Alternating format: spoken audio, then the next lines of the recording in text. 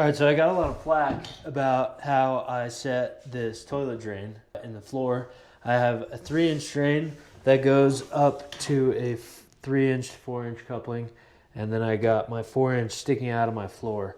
From there, I laid this heated flooring and then poured self-leveling compound, and then I tiled over top of that. So here, I'm gonna cut this pipe flush with the finished floor, and we're gonna see how this thing turns out. 1, 2.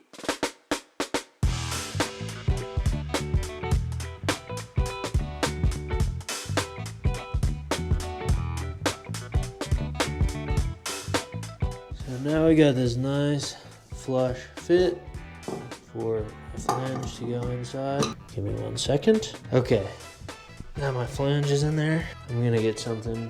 Oh, perfect. A battery. Tap it in. Let me get a bit or something.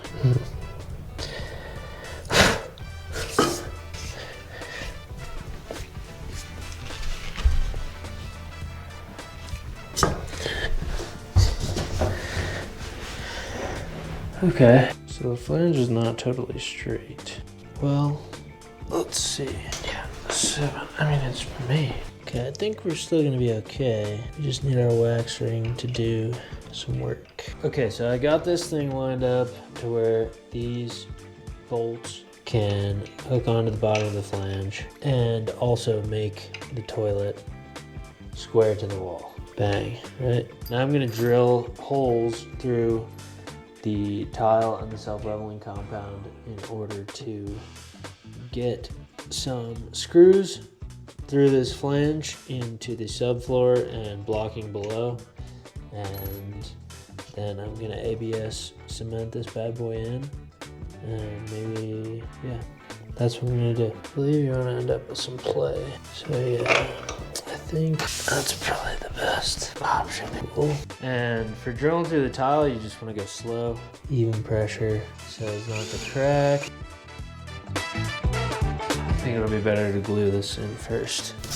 Okay, I'm gonna have to be fast with this tap in. One thing I keep coming back to is just... Okay, so this is gonna be a fast as you can maneuver. All right, glue this bitch, slide it in, tap it down as fast as I can, because we all know how fast ABS cement sets up.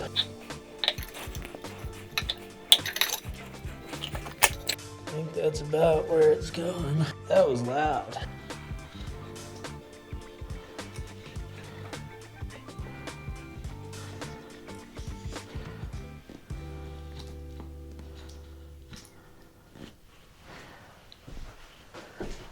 So first thing we should do is prep this thing correctly.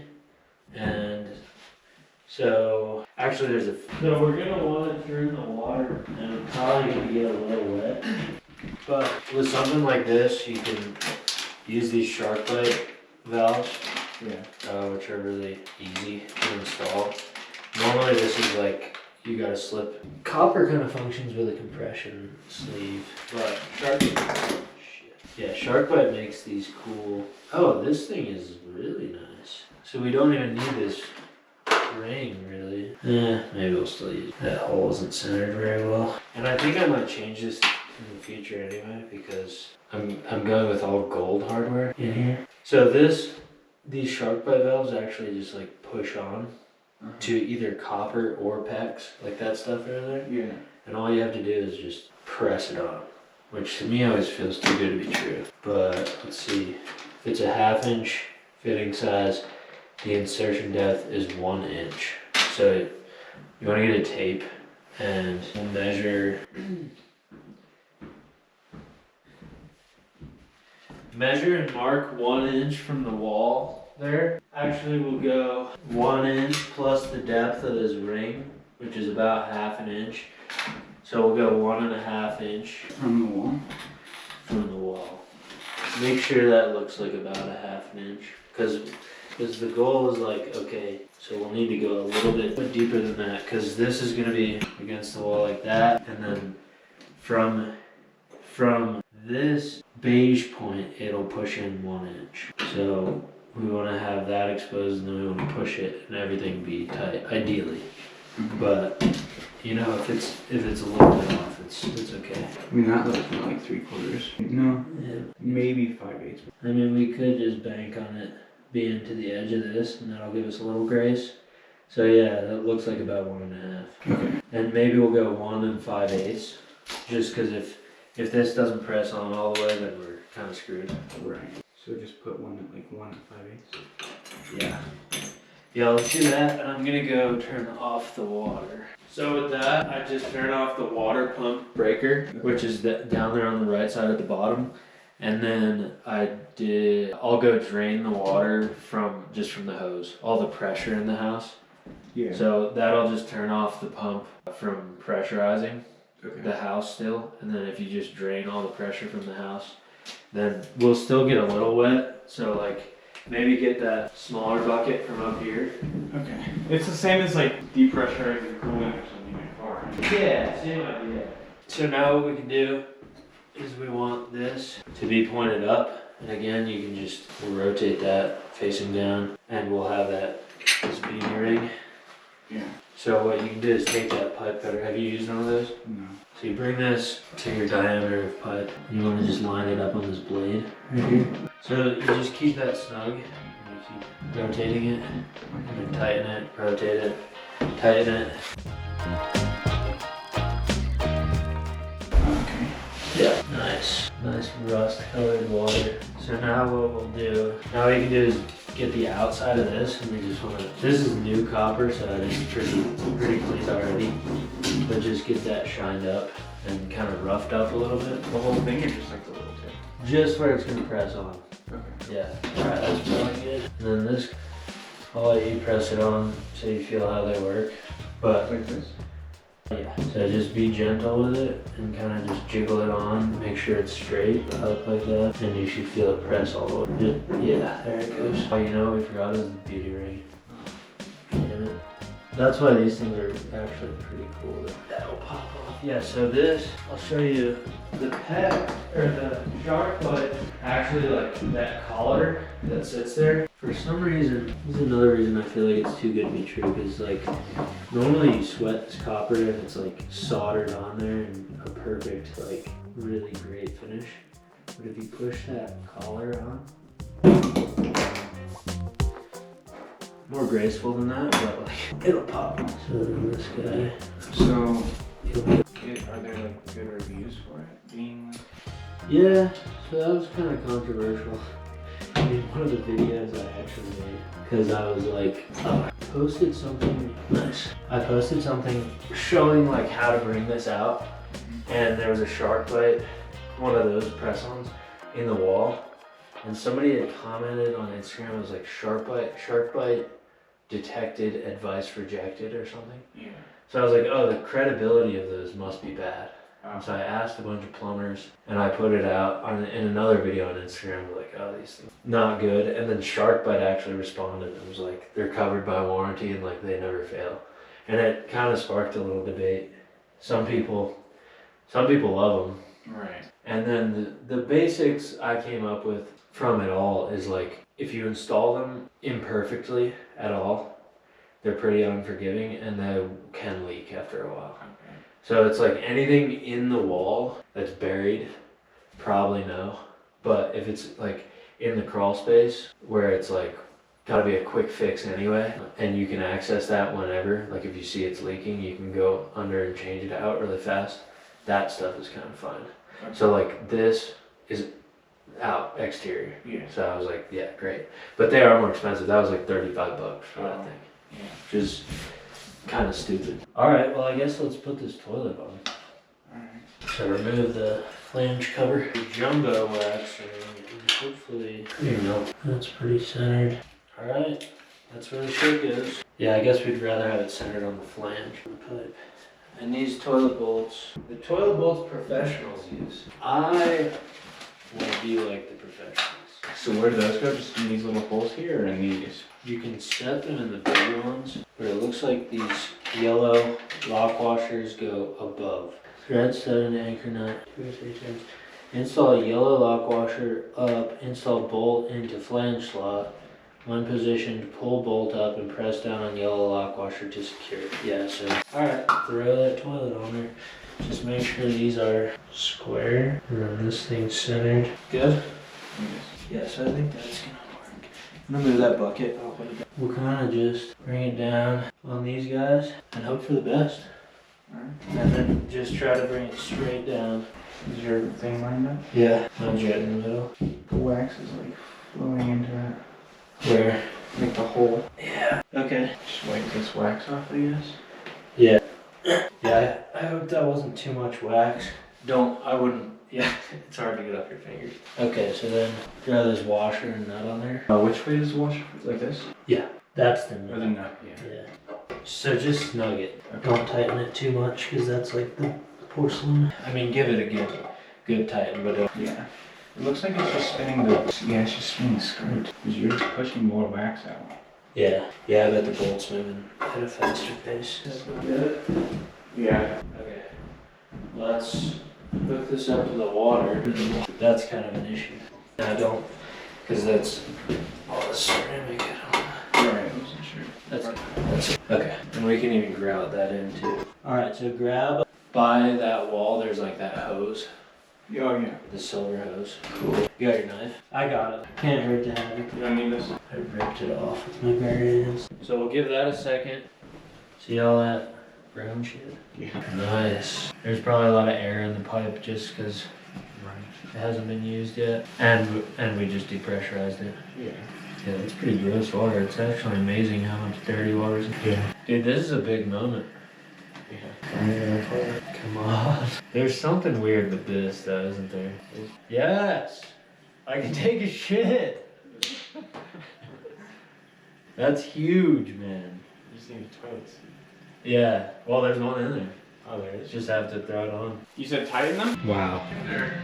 Beautiful. No, throw them out. Damn. Hey, since this was a shorter episode installing the toilet, I wanted to take you guys around the house in the condition that it's in. I have some updates since I installed the toilet. I actually moved into the remodel, so I kind of want to also cover the advantages, disadvantages of living in a remodel. It's been not terribly tough, but a little bit tough. So just want to help cover what it all requires and kind of just show you what it's like to live in something that's under construction. It's kind of like camping, but glorified. So I ended up getting the windows in. I am working on some bigger edits that are covering the zip system install, as well as the window install that will come out in 2 weeks. But I wanted to show you what the house looked like now. We just put the front door in last week, as well as the back French door. It's looking good over there. All the windows are in, except for 2 of them, but it's looking pretty good in here with the windows. It's actually really amazing how much you can't hear the wind anymore, because those old aluminum windows were just single pane with, cracks in them, and they weren't installed really correctly. So it's been nice to get them in.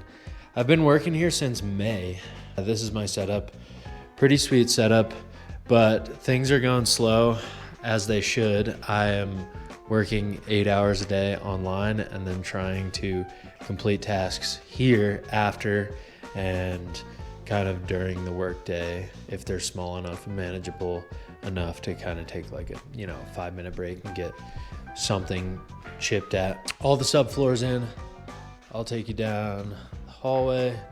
This bedroom is pretty much ready for primer and paint. We got our new crawl space access right there, new attic access right there, thanks to Dad and Logan. Bathroom is textured, drywalled, pretty much ready for paint, tile. I'm getting the laundry room in here.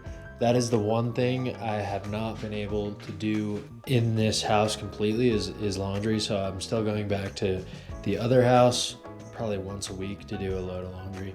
But got the toilet installed. Obviously, that was the video you just saw. I put a heated toilet seat, bidet on there, living in luxury. with that thing. Down the hallway, this is the bedroom that I've been sleeping in. Got some good blackout curtains because the neighbors like a big fluorescent 40-foot light. This window still needs to be put in. This is where all the tools are, obviously. The garage has really transformed. This is gonna be the bathroom. So I still need to frame that out, put that door in, and then put that window in, and then we're good. But look at this thing in the sidewall of the garage. Beautiful glass door in there. And then I also put this 5-foot window. So there's gonna be a lot more light.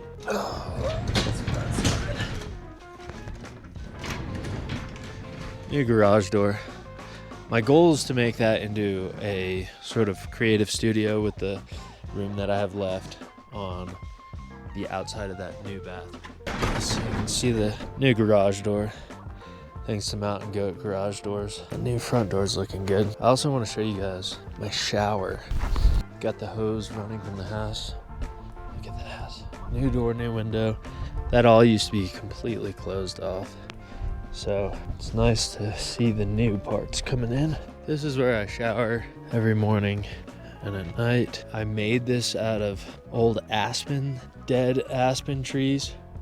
And then I built a little 2x4 and sealed that just for drainage. And then I got this propane heater, got the shower head mounted in the pinyon tree, and got the view every morning while I shower. Those people might be able to see me naked, but I don't really care. That has been delightful, actually. The heater took me a while to figure it out, but I figured it out. Got my Starlink there, making weird noises as always. And then this is my little peaceful spot under the tree when the wind's not whipping. That's really nice reading in the morning there. Grill, obviously, for burgers. That has been one very important part of living out here, is kind of finding those comfortable spaces that I can go to that aren't just like a chaotic construction zone. Those have been really important. I got my kitchen set up here. That brings some normalcy. Coffee is important, obviously. Another fun thing that has just happened is I got back the other night and mice were just having a big party in this main room. I saw a couple of them, obviously coming up from the crawl space, but things are just still exposed. So it's like obviously living in here with food and everything, and also just having everything open to the crawl space. It's just like kind of makes sense that mice would come in here. So I've been sleeping in my truck the past 2 days. I think I will move back in today if I got them managed well enough. Hopefully I did. But yeah, just little things like that. I will say, like, it hasn't been that bad. I vacuum more than I would on a construction site to just try to minimize the dust as I'm walking around, and I keep my bedroom door closed with an air purifier in there, so any construction dust doesn't come with me to like sleep through. But it's been really interesting and kind of a fun experience. Sometimes it feels like I'm camping out here just in the state it's in, but hopefully that gives you an idea of like what this kind of project takes, especially while working full-time. Moving in has allowed me to get things done a lot faster. Before, I was commuting about 45 minutes each way to the other house that I was able to sleep in and live in. So things were going a lot slower then. This has allowed me to speed up the process a bit while I'm working full-time. And it's also allowed me to live in town and kind of just stay connected with the community, which has also been big. But yeah, hopefully that helps something in your life. And next week I'll be back with installing zip system. Next 2 weeks, not next week. See you then.